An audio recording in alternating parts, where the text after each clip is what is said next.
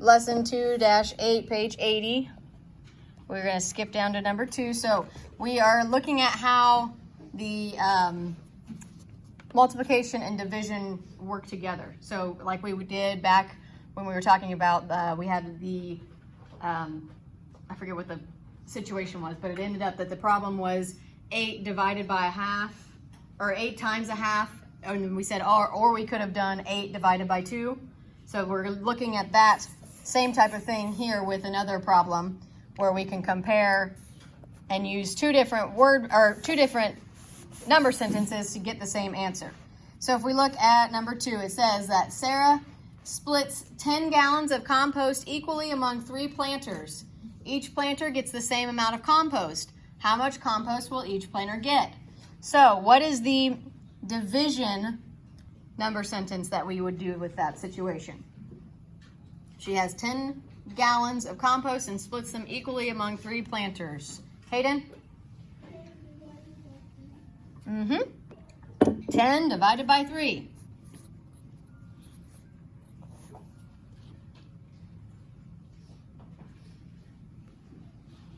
What would I do then for the multiplication? John? 3 times 10. Nope, not 3 times 10. Still thinking about we have 10 gallons and we have 3 planters. Emma? Nope. We're still just using the 10 and then thinking about what we would do with that 3 instead. Hayden? Yeah, you could just do 10. There you go. 10 times 1/3, because each of our planters is 1 out of 3. So we would take our 10 gallons and we would multiply it by the 1/3. So then we're putting each piece into one of those planters, one of those 3 planters. Right, it's showing you keep, change, flip, right? If we think of these in fraction form, 10 over 1, 3 over 1, then we would do keep, change, and then flip that to be 1/3. So what is my actual solution then? What do I get if I work out my keep, change, flip? We already did the keep, change, flip, right? So what do I end up with then, Jagger? 10/3. So because we would put 10 over 1, right? We would do 10 over 1 times 1/3, which would give me 10 over 3. And then what would that give me if I change it back into a mixed number?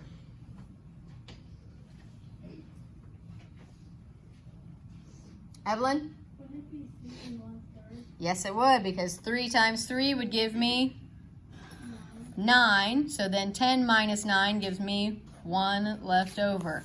So my solution is 3 and 1/3 what? What are we measuring the compost with though? Gallons. Gallons, yes. 3 and 1/3 gallons.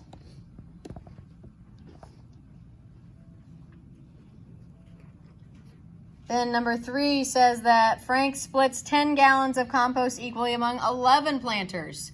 Each planter gets the same amount. How much compost will each planter get? So now what's my division?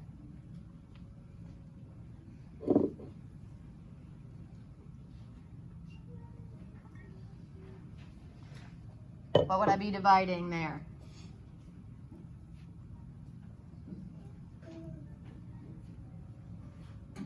Bailey, what would I be dividing? If I'm starting with my 10 gallons and I have 11 planters, what am I dividing by what? 10 divided by 11. Very good. 10 divided by 11. Or my multiplication. So we're still thinking that keep, change, flip. If we're thinking of these whole numbers, what do I do to whole numbers to turn them into fractions? Everyone? Put them over 1, right? So this would be 10 over 1. This would be 11 over 1. So now we think keep, change, flip. So what would my multiplication be then? John? 10 times 111. Good. 10 times 1/11. So this is just breaking it down for me so you don't have to write it out. It's just kind of showing you how you get from your division to your multiplication. How you can do the keep, change, flip, basically. So then, if we work that out, we would do what with our 10?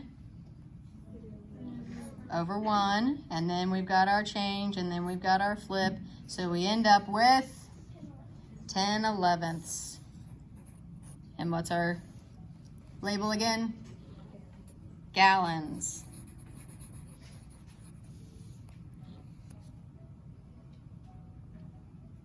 So now, if you're thinking about this, we get 1/11 because there are 11 planters.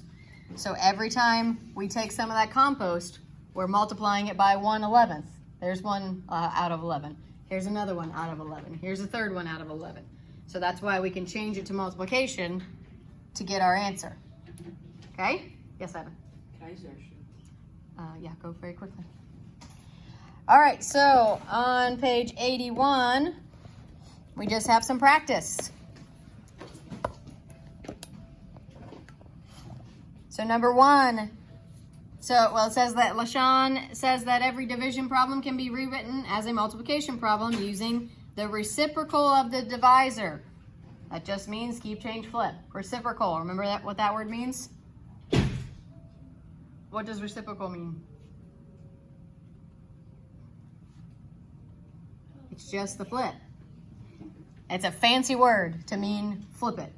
So the reciprocal, the flip of the divisor. Which one is our divisor? What part of the problem? Is it what we're starting with, what we're dividing by, or our answer? Hayden? What we're dividing by. So therefore, this is our divisor, the 1/2. So we can keep, change, flip, right? And if we look over here, keep, change, flip. So we're just doing some quick practice with that rule. Let's see here. Oh, it wants us to do both and then compare. So if we work out our 6/4 divided by 1/2, that would be where we would draw out our number line and have 6/4 and then cut it in half and then see what that gave me after I cut that in half. And then I would compare it to this. We're not gonna do that though, okay? We already know that it matches up, right? We've already figured that out. We already saw it over here. We already figured out why it works. So we're not gonna worry about that. So let's just skip down and we're gonna use our keep, change, flip on number 2 to actually answer some questions. So number 2, Rochelle wants to use all of her raisins to bake batches of granola. She has 3/4 cup of raisins. Each batch requires 1/8 cup of raisins. How many batches can she make? So what's my division there? What am I starting it with and what am I dividing it by?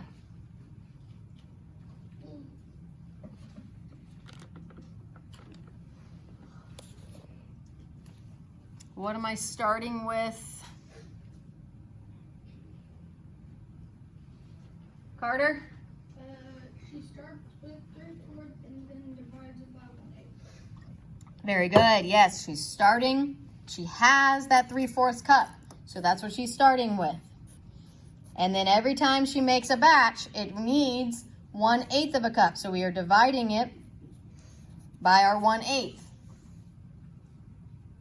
So she starts with this much, and every time, so batch number 1 takes 1/8. Batch number 2 takes 1/8. Batch number 3 takes 1/8.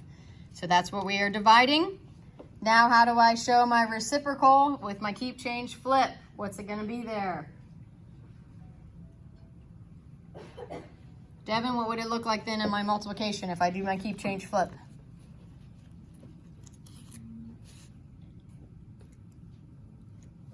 What do I keep? Would be 3 times 3/4 3/4 times times, good.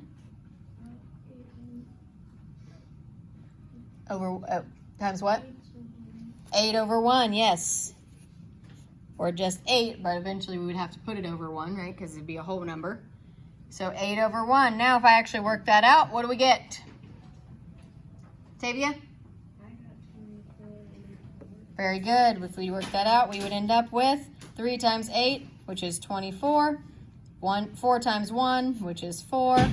And how many times can 4 go into 24? Jagger? 6. Very good. So our solution is 6 what? Hayden? Wait, no. 6.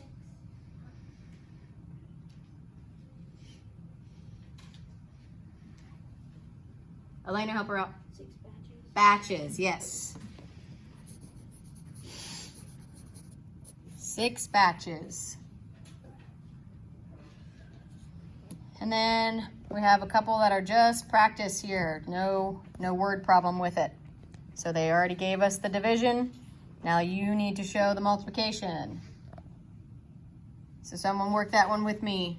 If I have 2/3 divided by 5/6, Kelsey, what would I end up with when I do my reciprocal? My keep, change, flip. You have 2/3 times 6/5. Very good. And again, like we said yesterday, we can reduce now or we can reduce later. These are easy multiplication, right? So we don't probably need to simplify until at the end. So what do I end up with, Izzy? 12. Good. 2 times 6 is 12. 3 times 5 is 15. Can I simplify that, Jagger? Yep, I can divide them both by 3. So 12 divided by 3, everyone? 4. 15 divided by 3, 5. So my answer, 4/5. Again, it doesn't say show your answer in simplest form. So this would still be correct. Either of these would be correct. Okay? We're just practicing that extra step. And number 4, 3/7 divided by 1.5. What do I need to do to it first? Bailey, what do I need to do first before I can do my keep, change, flip?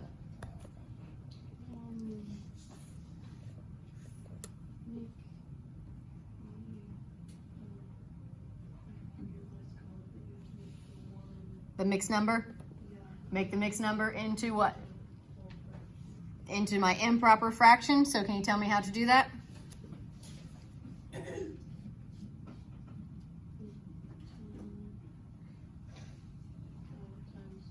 Good. 2 times 1. And then add the other one. So 2 times 1 is 2 plus 1 is, so then my 1 1/2 becomes what? 3/2, or 3/2. Very good. So now I'm ready and I can do my keep, change, flip. So who can walk me through that? May, can you walk me through it? Good. Keep 3/7 and then times, and then good. Flip it to be 2/3. Do I need to simplify now or can I wait? I can wait, right? Easy multiplication. 3 times 2 is 6. 7 times 3 is 21. Can that be simplified? John? Oh, yeah, here. What can we divide by? You can do it by 3. Yep, both of those are divisible by 3. 6 divided by 3 is 2. 21 divided by 3 is 7. So 2/7, but both of those would have been correct. Exactly what I got. Good. All right. Easy, right? We've done quite a few days of this practice now, so nothing new, just some more review on what it means and why we can do it. So now we will have our homework page for lesson 2-8.